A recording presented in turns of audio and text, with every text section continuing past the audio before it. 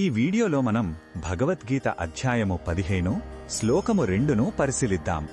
శ్రీకృష్ణుడు ఈ భౌతిక ప్రపంచాన్ని ఒక తలక్రిందుల మర్రికట్టుతో పోల్చారు కదా. ఇప్పుడు ఆ సంసార వృక్షం ఎలా విస్తరిస్తోందో, మనల్ని ఎలా బంధిస్తోందో వివరిస్తున్నారు. మొదటగా ఈ పవిత్ర శ్లోకాన్ని భక్తితో విందాం.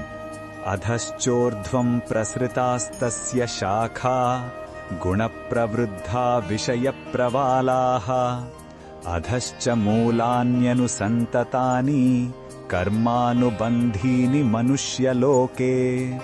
ఈ శ్లోకం అర్థం ఏమిటంటే, ఆ సంసార వృక్షం యొక్క కొమ్మలు త్రిగుణాలచే పోషించబడి పైకి కిందికి వ్యాపిస్తాయి.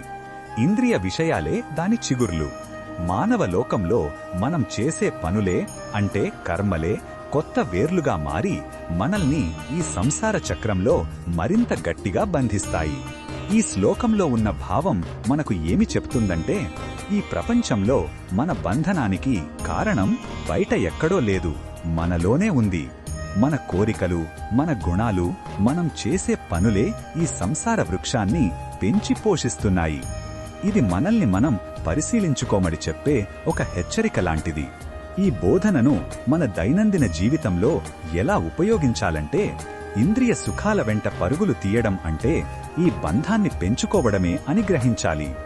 చేసే ప్రతి పనిని ఫలాపేక్ష లేకుండా ఒక కర్తవ్యంగా భావించాలి. అప్పుడే కర్మ బంధాలనే కొత్త వేర్లు ఏర్పడకుండా ఉంటాయి. మరిన్ని భగవద్గీత శ్లోకాల అర్థాన్ని తెలుసుకోవాలంటే మా తదుపరి వీడియోలను తప్పకుండా చూడండి.